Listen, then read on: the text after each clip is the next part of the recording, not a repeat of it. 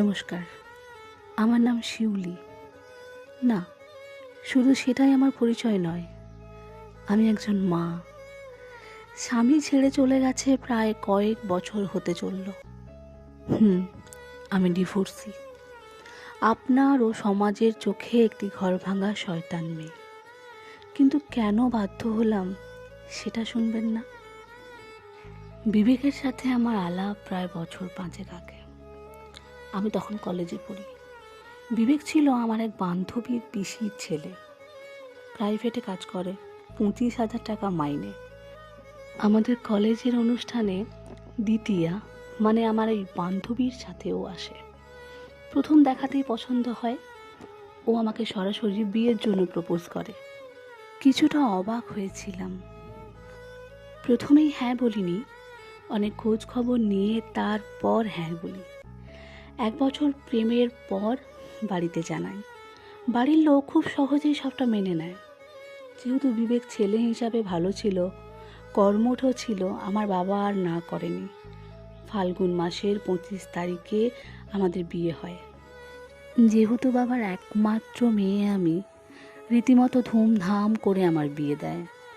বিয়ের পর পড়াশুনোর দিকে খুব একটা নজর দেওয়া হয়নি। সবাইকে খুশি করতে ব্যস্ত আমি। এক ননদ, শ্বশুর, শাশুড়ি, বর নিয়ে আমার সুখের সংসার। বিবেক সকালে বেরিয়ে যায়। তৃষা মানে আমার ননদ, ও আমার সাথেই পড়ে। তবে বৌদিকে ওর পছন্দ নয়। সেটা আমি বুঝতে পারলাম মাস 2 পরে। প্রথম থেকেই ওর আমাকে পছন্দ নয়। ও চাইতো না যে আমি ওর ঘরে যাই, ওর সাথে বেশি কথা বলি। এসব কিছুই ওর পছন্দ নয়।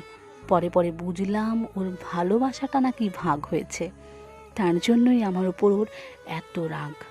সেটা স্বাভাবিক, কিন্তু কোথায় যে ভালোবাসাটা ভাগ হয়েছে সেটাই বুঝতে পারতাম না। যে সংসারটাকে আমি সুখী মনে করতাম তা আসলে আমার জন্য মোটেও সুখী ছিল না।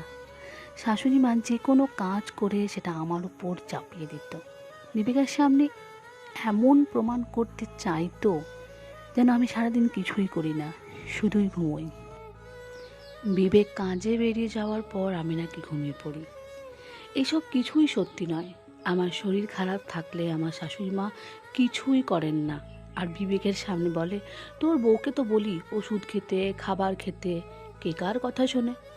তা বাপু খাবারটা ওর মুখের সামনে নামিয়ে দিয়ে এলো, ও খায় না। এগুলো কোনোটাই সত্যি নয়। সত্যিটা তো এটা যে উনি কোনোদিন আমাকে নিজে থেকে 1 গ্লাস জলও এনে দেননি। তবে হ্যাঁ, রাতে খেতে দেওয়াটা উনি করেন, কারণ বিবেক তখন বাড়ি চলে আসে। সব ভালোবাসা উনি বিবেককে দেখিয়ে দেখিয়ে করেন। আমিও বিবেককে কিছুই বলি না, কিন্তু দিন দিন যেন বাড়তেই থাকে। আমার করা রান্নায় একদিন নুন বেশি হয়েছে বলে ননদ না খেয়ে কলেজে চলে যায়। আমার শাশুড়ি মা আমার মা বাবাকে গালি দেয়। সেদিন আর চুপ থাকিনি। বিকেলে বিবেক বাড়ি ফিরতে তার মা তাকে বলে আমি নাকি ইচ্ছে করে তরকারিতে নুন বেশি দিয়েছি, আর বিবেক যেন তার মাকে মামা বাড়িতে দিয়ে আসে। আমি নাকি তাকে গালি দিয়ে কথা বলেছি। সব কথা শুনে বিবেক আমাকে টানতে টানতে রুমে নিয়ে আসে, কষিয়ে গালে একটা থাপ্পড় মারে। আমি স্তম্ভিত হয়ে গিয়েছিলাম। ও অনেক কিছুই বলছিল। মা যদি বলেইছে তোমাকে কেন গালি দিতে হবে। আমারও অনেক কিছু বলার ছিল, কিন্তু কিছুই বলতে পারিনি। চুপ ছিলাম, বোঝানোর চেষ্টাও করিনি। মনে মনে ভেবেছিলাম একটা লোকের সাথে পার্কে বসে 1 ঘন্টা কাটালেই বোঝা যায় না সে কেমন। পছন্দের মানুষটা যে এতটা ভুল হবে এ আমার ধারণার বাইরে ছিল।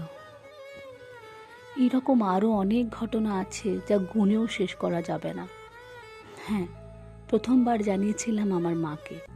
মা বলেছিল পছন্দ করেই তো তোরা বিয়ে করেছিস, এখন আবার এমন কেন? মায়ের এই কথাটা শুনতে আমি নারাজ। তাই পরবর্তীকালে মাকেও আর কিছু বলা হয়ে ওঠেনি। আমার বিয়ের 1 বছর পর তৃষা মানে আমার ননদের বিয়ে হয় এক প্রাইমারি শিক্ষকের সঙ্গে। ভালো ঘর, ভালো বর, খুব ভালোভাবে ওদের বিয়ে দেওয়া হয়। তৃষার বিয়ের পর আমি ভেবেছিলাম এবার হয়তো শাশুড়ি মা আমার মর্ম বুঝবেন। আমি যে কতটা ভুল সেটা তার কিছুদিন পরেই বুঝতে পারি। পুজোর সময় তৃষাকে যে শাড়ি দেওয়া হয় তা নিয়ে এক বিরাট ঝামেলা। আমি যেহেতু গিয়েছিলাম শাশুড়ি মায়ের সাথে বাজার করতে, ভালোবেসে তৃষার শাড়িখানা আমি পছন্দ করে দিয়েছিলাম। আমার শাড়ির থেকেও দামি ছিল।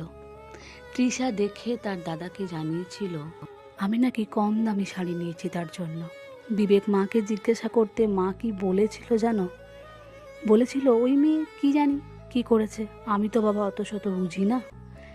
এত অবাক হয়েছিলাম যে এমনও মানুষ হয়। ঝগড়া ঝামেলা আর যে পুরুষের তার স্ত্রীর গায়ে হাত তোলা একবার অভ্যেস হয়ে যায় তাকে আর বলতে হয় না।